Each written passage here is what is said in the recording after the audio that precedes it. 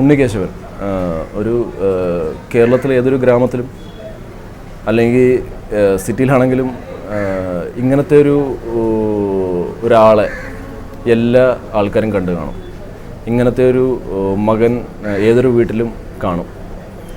അതായത് നമ്മൾ ഇപ്പം ആണുങ്ങൾക്കൊക്കെ മനസ്സിലാവും, പെൺകുട്ടികൾക്ക് അവർക്ക് ആങ്ങളമാരുണ്ടെങ്കിൽ അവർക്ക് മനസ്സിലാവും. ഒരു ടീനേജൊക്കെ എത്തുമ്പോഴത്തേക്കും പലപ്പോഴും ആൺപിള്ളേർക്ക് അച്ഛനുമായിട്ടായിരിക്കും ഈ അഭിപ്രായ വ്യത്യാസങ്ങൾ ഉണ്ടാകുന്നത്.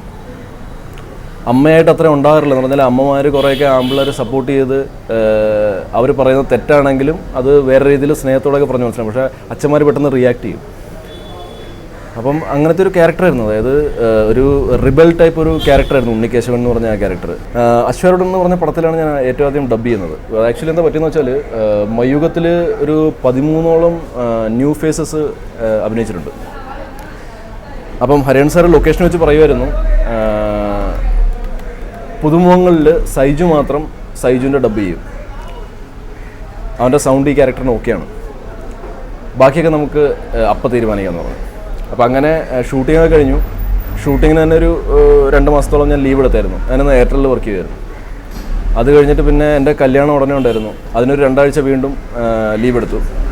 അപ്പം ഞാൻ വർക്ക് ചെയ്യുന്നതുകൊണ്ട് എനിക്ക് പിന്നെ ലീവ് പെട്ടെന്ന് കിട്ടാൻ പ്രയാസമാണ്. സാറ്റർഡേ സൺഡേ മാത്രം അഡ്ജസ്റ്റ് ചെയ്ത് എനിക്ക് ഡബ്ബിങ്ങിന് പോകാൻ പറ്റുള്ളൂ. പക്ഷേ ഓൾറെഡി നമ്മൾ സ്റ്റുഡിയോ ബുക്ക് ചെയ്തിരുന്ന കാരണം സാറ്റർഡേ സൺഡേ ഒക്കെ ജഗതി ചേട്ടനും സായികുമാർ ചേട്ടനൊക്കെ ഓൾറെഡി അവരൊക്കെ വരും, അവരുടെ ഡേറ്റ്സ് കിട്ടിക്കഴിഞ്ഞായിരുന്നു. അപ്പോൾ എനിക്ക് വീക്ക് ഡേയ്സേ പോയി ഡബ് ചെയ്യാൻ പറ്റുള്ളൂ.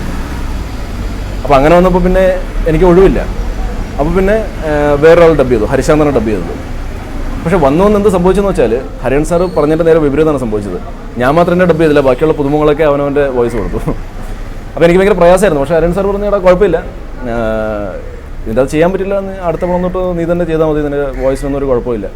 പക്ഷേ അടുത്ത പടത്തിലും എനിക്ക് ചെയ്യാൻ പറ്റില്ല, ലൈനിലും എനിക്ക് ചെയ്യാൻ പറ്റില്ല. ഈ പറഞ്ഞ പോലെ ഞാൻ വർക്ക് ചെയ്യുമായിരുന്നു. 3ാമത്തെ പടം അശ്വരുടൻ ഞാൻ ജയരാജ് പറഞ്ഞ്, ജയരാജ് പറഞ്ഞ് നീ നിൻ്റെ വോയിസ് തന്നെ യൂസ് ചെയ്താൽ മതി. അങ്ങനെ ജയരാജ് ഒരു കോൺഫിഡൻസ് കാണിച്ച് അങ്ങനെയാണ് അശ്വരുടനിൽ ഡബ് ചെയ്യുന്നത്. പിന്നെ അത് കഴിഞ്ഞിട്ട് പിന്നെ വേറെ 2 പടം ഒഴികെ ബാക്കി ഈ പറഞ്ഞ 30 പടങ്ങളോ എല്ലാത്തിലും ഞാൻ തന്നെ ഡബ് ചെയ്തത്. ഫസ്റ്റ് സോങ് കാറ്റിന് സുഗന്ധമാണ് ഇഷ്ടം, ദാസേട്ടൻ പാടിയ പാട്ടാണ് ഷൂട്ട് ചെയ്തത്. ഐ മീൻ ഒറ്റടിക്ക് ഓരോ സോങ് ഷൂട്ട് ചെയ്യുന്നൊരു പതിവല്ല ഹരിയൻ സാർ. ഹരിയൻ സാർ സീൻസ് എടുക്കുന്നതിൻ്റെ ഇടയ്ക്ക് ഒരു ബിറ്റ് ഷൂട്ട് ചെയ്യും. അപ്പോൾ അങ്ങനെയൊക്കെയാണ് നമ്മൾ ചെയ്തുകൊണ്ടിരുന്നത്.